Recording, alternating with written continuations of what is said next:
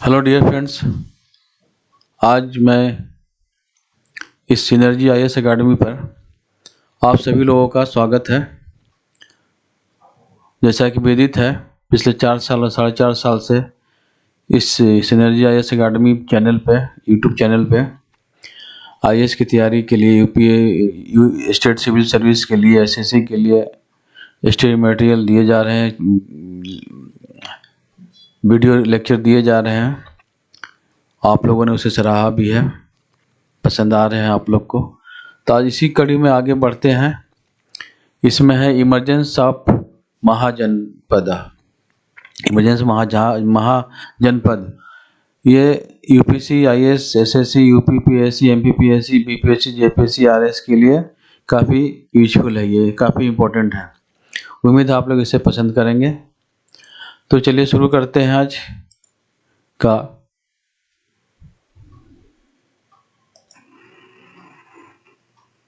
जैसा कि विदित है, महाजनपद का मतलब संस्कृत में ग्रेट किंगडम, महान राज्य। The Mahajanapada arose in the period 550 BC and 400 BC।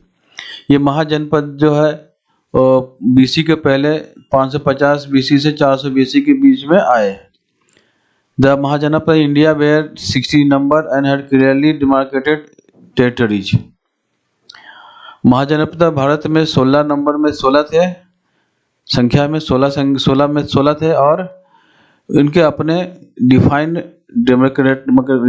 Territory थे, राज्य थे। इन लोगों के बाकी सीमाएं थे जो कि बिल्कुल डिफाइन थी सीमाएं। 6th सेंचुरी BC में सेकेंड अर्बनाइजेशन इंडियन सब कॉन्टिनेंट में शुरू हुआ। भारतीय उपमहाद्वीप में दूसरा अर्बनाइजेशन, शहरीकरण शुरू हुआ। After decline of Harappan towns and nearly after gap of more than 8,000 years. Harappan town शहरों के डिक्लाइन के बाद, लोगों की समाप्ति के बाद 1000 बरस के बाद अर्बन सेंटर सब हुए, लेकिन ये इंडस पैनल में नहीं हुए। सब इंडस प्लेन में नहीं शुरू हुए सब अर्बन सेंटर सब। The centre of economic and political activity shifted from the north west Punjab, Haryana and western UP to eastern UP and Bihar Ganga basin. जो भी पॉलिटिकल और इकोनॉमिक एक्टिविटी जो थे का सेंटर, जो का मुख्य केंद्र अब नॉर्थ वेस्ट पंजाब, हरियाणा और वेस्टर्न यूपी से हटकर ईस्टर्न यूपी और बिहार गंगा बेसिन में तरफ चला गया। This region was not only fertile on account of better rainfall and river system, but also closer to the iron production centers. ये क्षेत्र सिर्फ अच्छी पानी और रिवर सिस्टम के कारण फर्टाइल नहीं था, बल्कि ये आयरन प्रोडक्शन सेंटर के नज़दीक था। और in the later Vedic period people had started agriculture which made them settle down at a particular place. Later Vedic period में लोगों ने खेती करना शुरू किया और खास जगह पर जाके वो सेटल होना शुरू हुए। The new iron agriculture tools and implements such as plowshare enabled the people to clear thick forest cover and cultivate the hard soil of this area. नए आयरन एग्रीकल्चर टूल्स,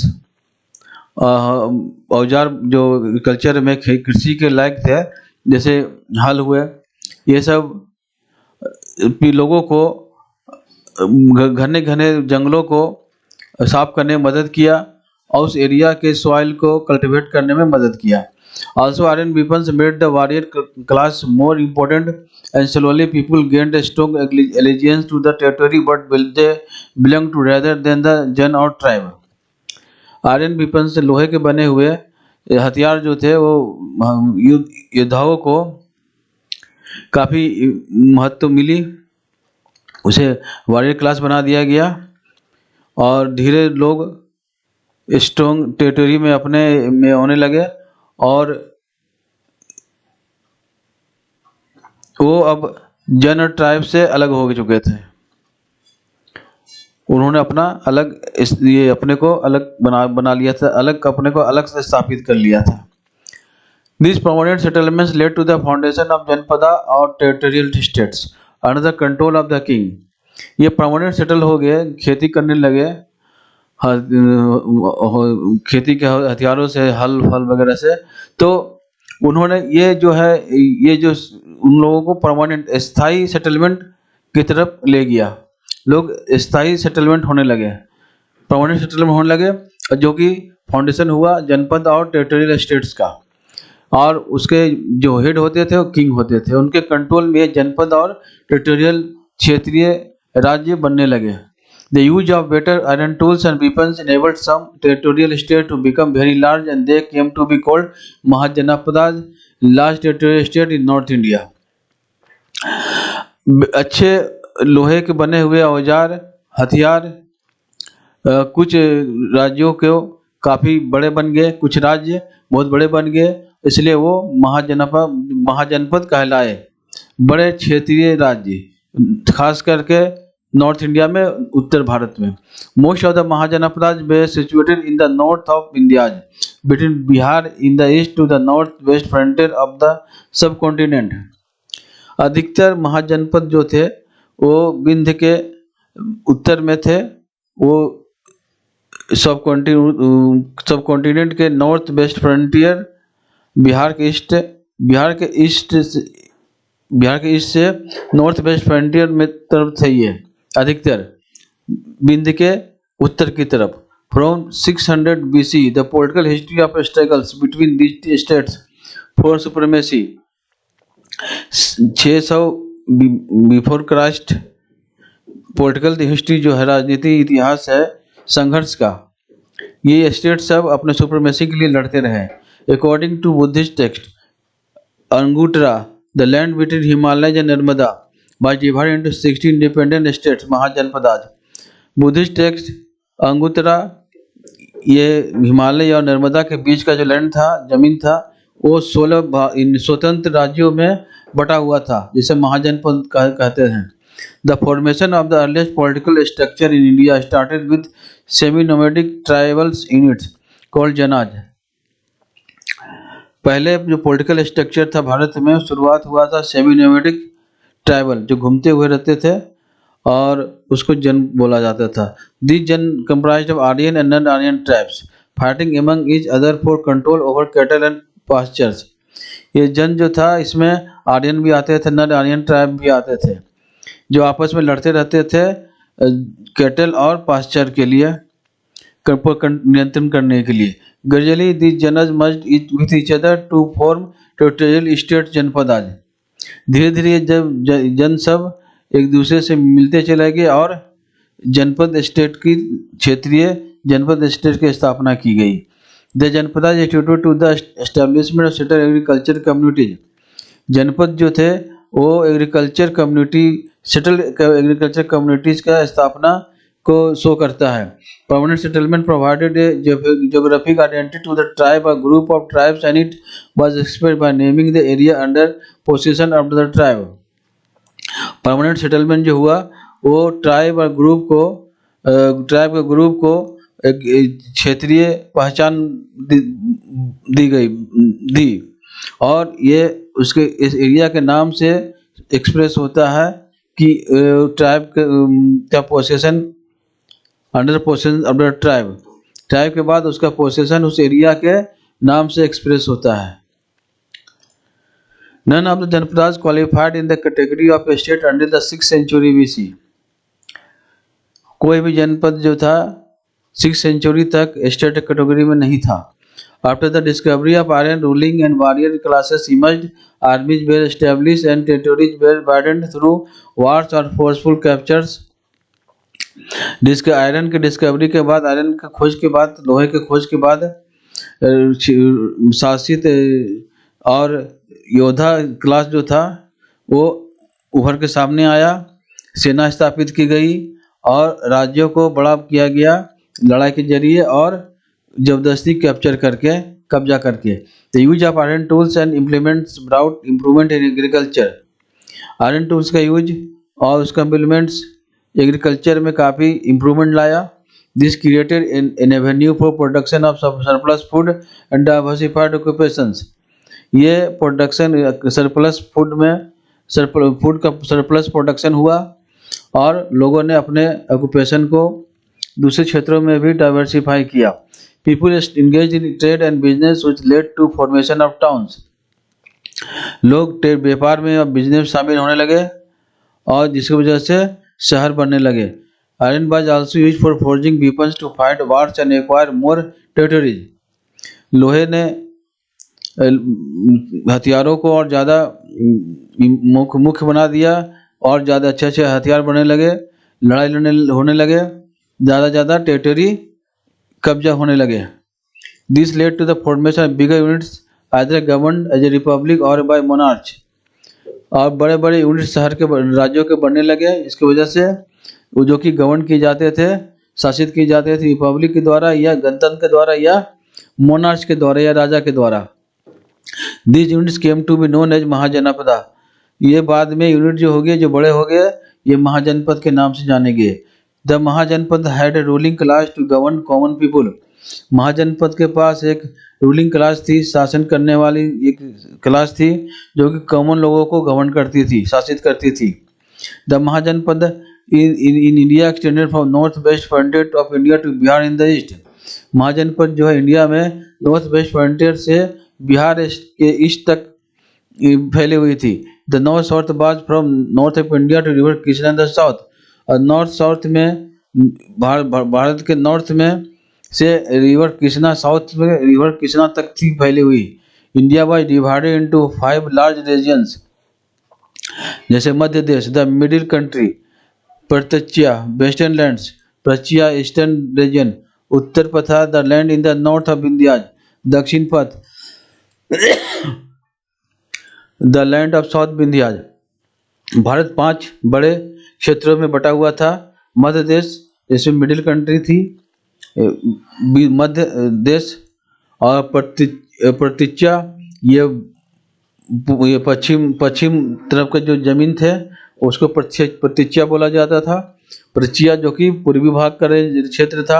उत्तर पथ जो विंध्य के उत्तर में जो जमीन थी उसे उत्तर पथा बोला जाता था। और साउथ विंध्य दक्षिण विंध्य को दक्षिण पथ बोला जाता था। The Buddhist text mention that 13 of these units belong to Madhya Desh, 2 belong to Uttarapatha Kamboja and Gandhara and 1 belong to Dakshinapatha Osaka. Buddhist text ये बताता है कि 13 जो है 16 में 13 मध्य देश से बिलोंग करते थे, 2 उत्तर पथ से कंबोज गंधारा, वह एक जो था दक्षिण पथ असाका में बिलोंग करते थे। The Vedic Janapada were transformed into Mahajanapada due to certain socio political changes that took place in the 6th century BC। वैदिक जनपद महाजनपद में बदल गया, कुछ सामाजिक और राजनीतिक बदलाव आ गए जो कि 6th सेंचुरी BC में हुए। Due to new iron technology agriculture communities expanded. नई आयरन लोहे की तकनीक ने एग्रीकल्चर कम्युनिटी को बहुत बढ़ा दिया।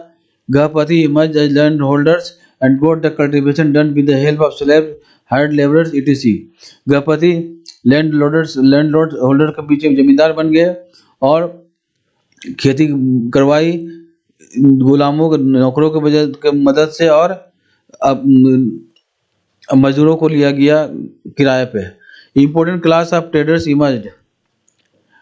व्यवसायों का एक खास मुख्य क्लास सामने आया। The trade and merchandising became independent economic activities by century which further led to the emergence of towns and cities.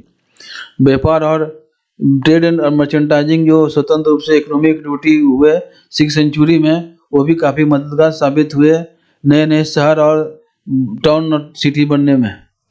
वैदिक राजा now were not transferred into kings who ruled over territories, maintained armies and collected revenue from people।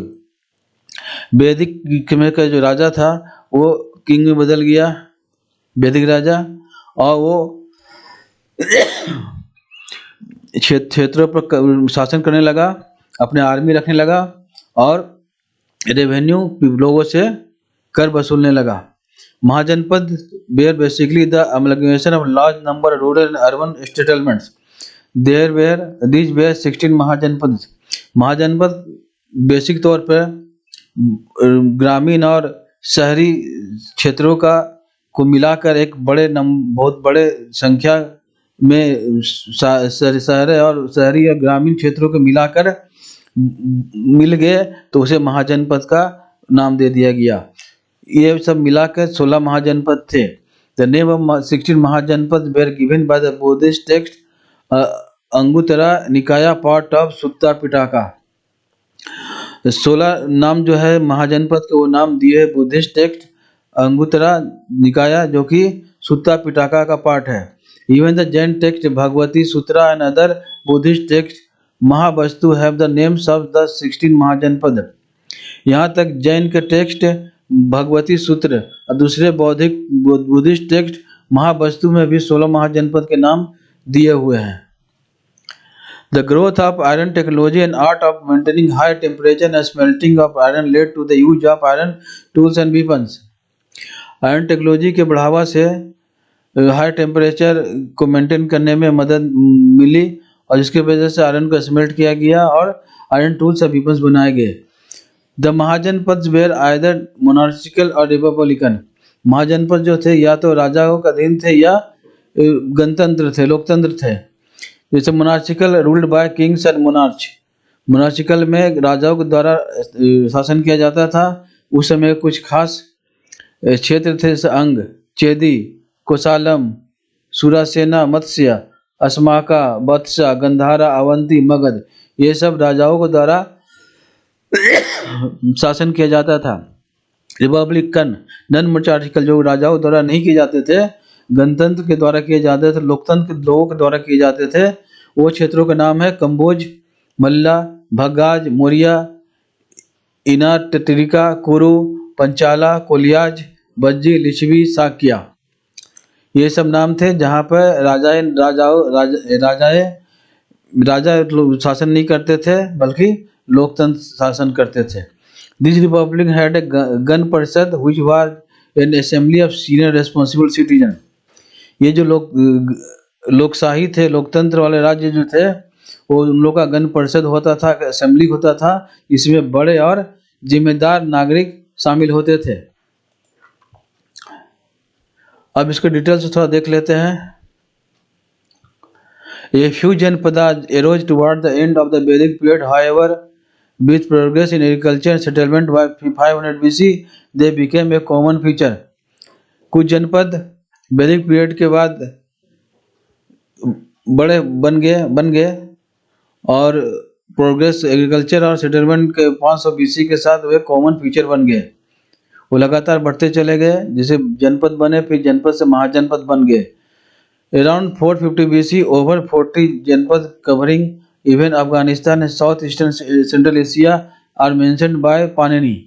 Panini के द्वारा लिखा हो गया है कि करीब 450 BC के आसपास 40 जनपद थे जो अफगानिस्तान और central Asia, south eastern central Asia को कवर करते थे।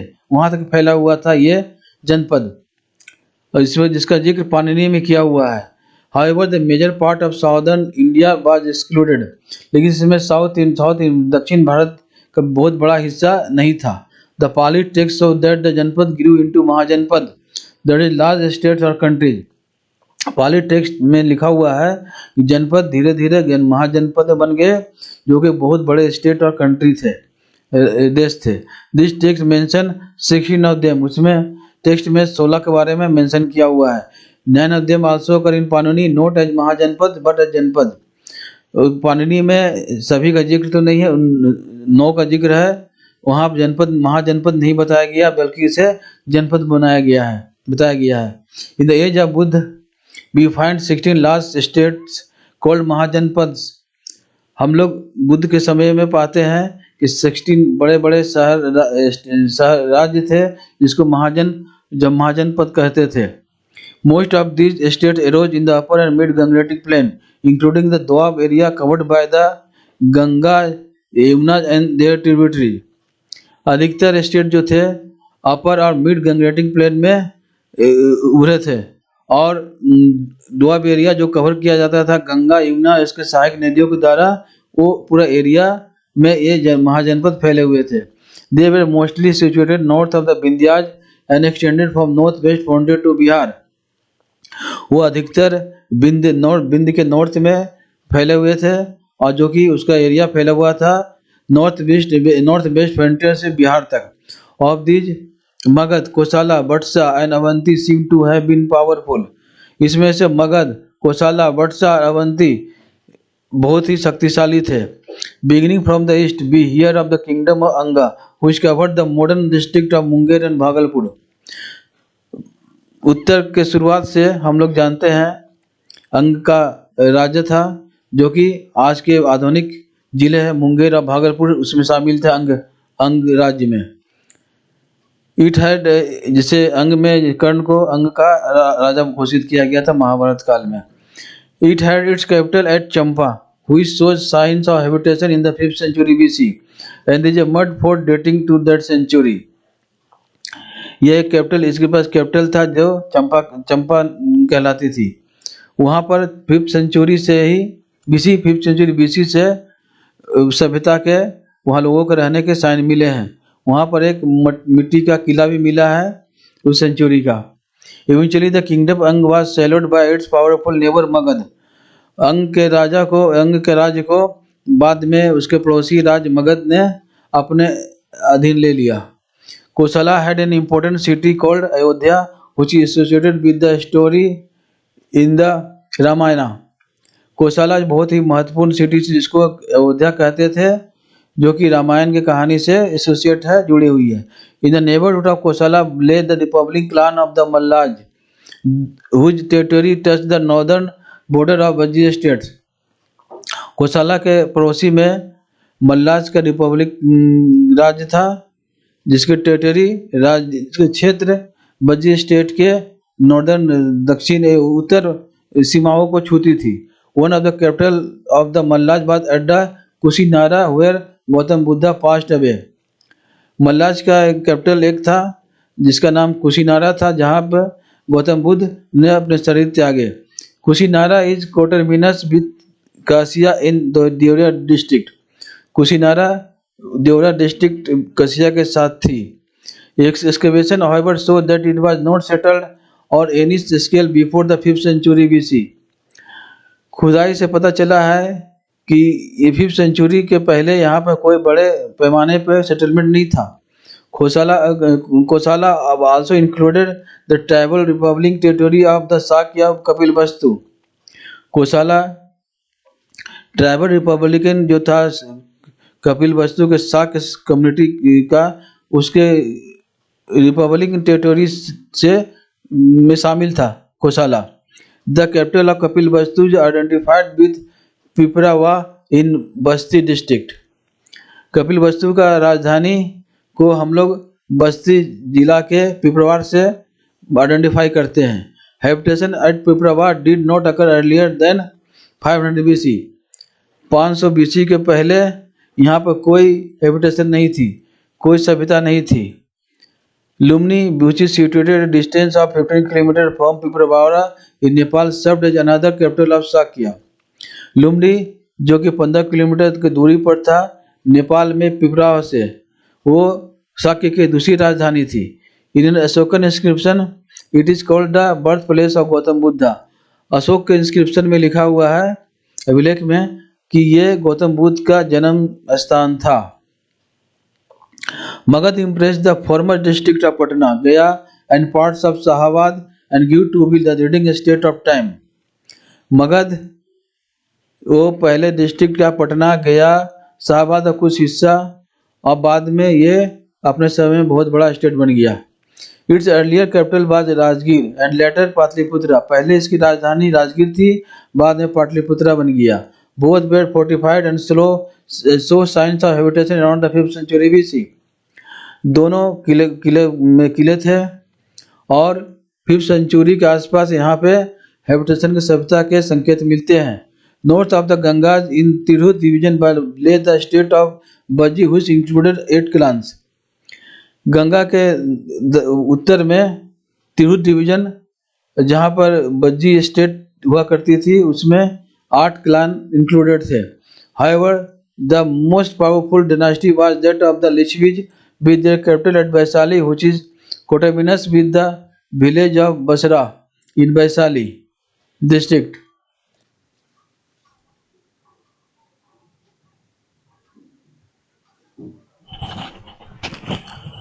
हाँ, तो मैं कह रहा था ये however the most powerful dynasty was that of Lichvis with their capital at Vaishali, which is coterminous with the village of Basra in Vaishali district.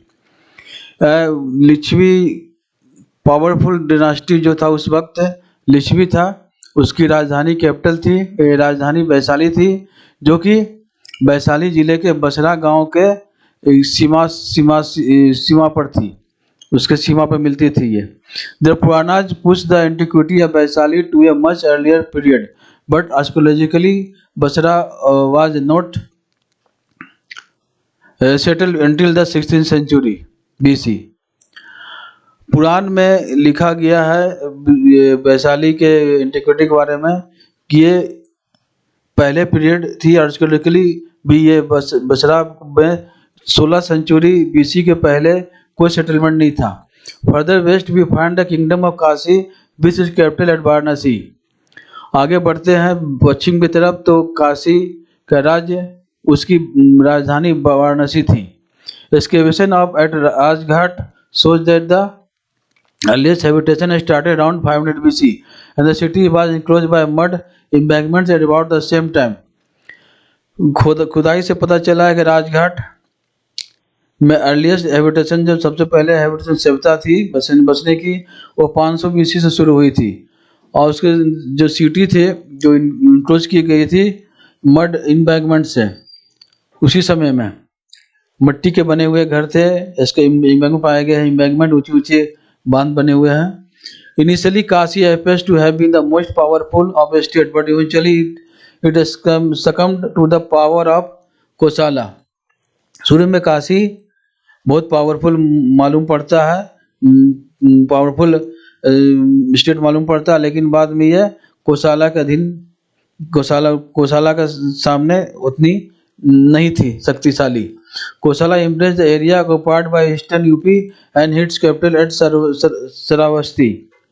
कोसला जो कि जिसको जो एरिया थी ईस्टर्न यूपी में उसको उसके कैपिटल थी श्रावस्ती. उसी कोटरमिनस with Sahet Mahet on the borders of Gonda and Bahraich district of UP, जिसकी सीमाएं लगती थी यूपी के बहरीच गोंडा डिस्ट्रिक्ट के महत जगह से मिलती थी. Diggings indicate that Sahit Mahit was barely settled in the 6th century BC, but we see the beginning of a mud fort. खुदाई पर पता चला सहित महत जो था ये 6th सेंचुरी BC में सेटल हुआ था और इसकी शुरुआत मड फोर्ट से शुरू हुई थी, मट्टी के किले बने हुए थे.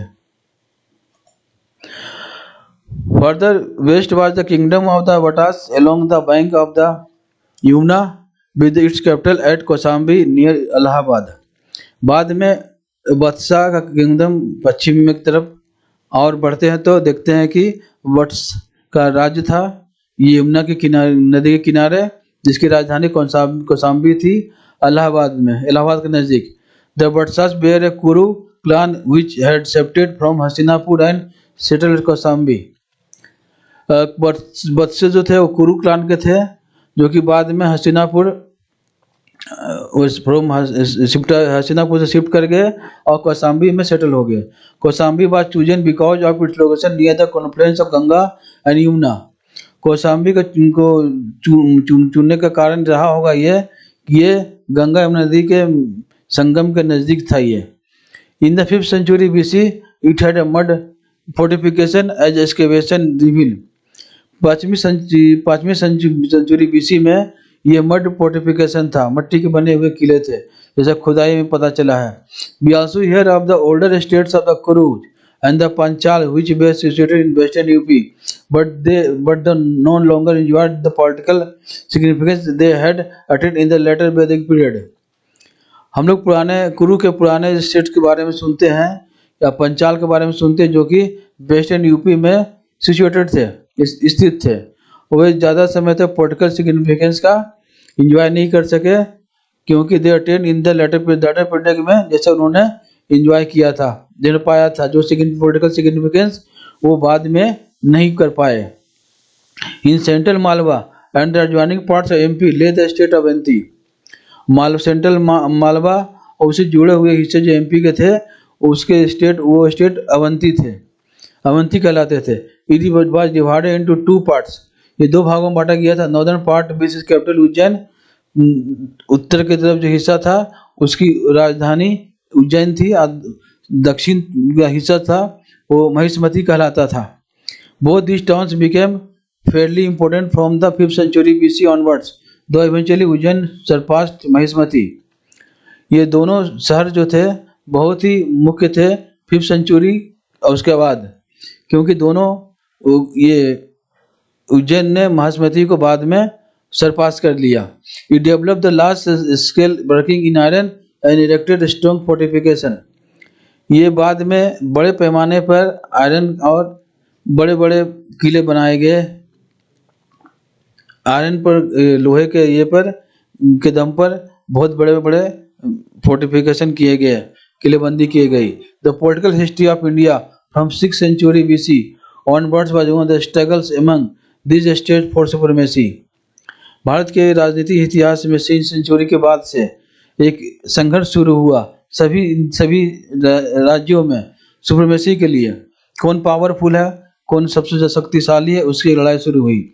Eventually the kingdom of Magadha emerged as the most powerful and founded empire, और बाद में अंत में मगध सबसे पावरफुल राज्य साबित हुआ और उन्होंने एक एम्पायर, एक बहुत बड़ा साम्राज्य स्थापित किया। पहले देखिए वैदिक काल में जो भी रहा, जन ट्राइब सब, फिर जनपद बने, जनपद के बाद महाजनपद, महाजनपद के बाद ये एम्पायर साम्राज्य कहलाए। In the north west Gandhara and Kamboja में इम्पोर्टेंट महाजनपद, नॉर्थ और वेस्ट में गंधार कंबोज बहुत मुख्य महाजनपद थे। Kamboja is called a Janapada in Panini and Mahajanapada in the Pali text. Panini के टेक्स्ट में कंबोज को जनपद कहा गया, पाली टेक्स्ट में महाजनपद कहा गया है। It was located in central Asia in the Pamir area which largely covered modern Tajikistan. ये सेंट्रल एशिया पामीर एरिया में, जो कि बहुत बड़े एरिया में, बहुत बड़े आज का आधुनिक जो ताजिकिस्तान है उस एरिया में कवर हुआ करता था। In Tajikistan the remains of a horse chariots and spoked wheels, cremation and swastik which are associated with the Indo-Aryan speakers dating to between 1500 and 1000 BC have been found। Tajikistan में घोड़े के अवशेष, रथ के अवशेष और स्पोक, चक्के का spoke पाया गया है, कब्र पाए गए हैं, स्वस्तिक पाया गया है, जो कि इंडियन आयरन स्पीकर्स के द्वारा कहा गया है कि क्या ये 1500 1000 BC के समय का है, जो कि पाया गया है। Around 500 BC both Sanskrit and Pali were spoken in Kamboj which was connected with Patliputra by the Uttarapatha. 500 BC के पास संस्कृत और पाली दोनों कंबोज में बोले जाते थे, जो कि उत्तरपाथा के द्वारा पाटलिपुत्र से कनेक्टेड थे, संबंधित थे। तो दोस्तों ये हुए ये इमरजेंसी ऑफ महाजनपद पर ये जो हमने स्लाइड्स बनाए हैं, ये अपने आप में एक स्टडी मटेरियल है, इसे नोट कर सकते हो और इसे समझो और याद करो, ये बहुत काम आएगा तुम्हारे तैयारी में। बहुत बहुत धन्यवाद देखने के लिए। हमारे चैनल को सब्सक्राइब करो, लाइक करो और शेयर करो इस वीडियो को, और बेल आइकन को प्रेस करो ताकि मेरा वीडियो की नोटिफिकेशन तुम तक पहुंच जाए। तो सब्सक्राइब करना ना भूलना। मैं कोशिश करूंगा और भी अच्छे अच्छे वीडियो देने के, अच्छे अच्छे लेक्चर इंडियन हिस्ट्री पे, एंशिएंट इंडिया, मेडिएवल और मॉडर्न पर, ज्योग्राफी पे, इकोनॉमिक्स, इंडियन पॉलिटी, सभी पर। मिलते हैं अगले वीडियो में, तब तक के लिए बहुत बहुत धन्यवाद।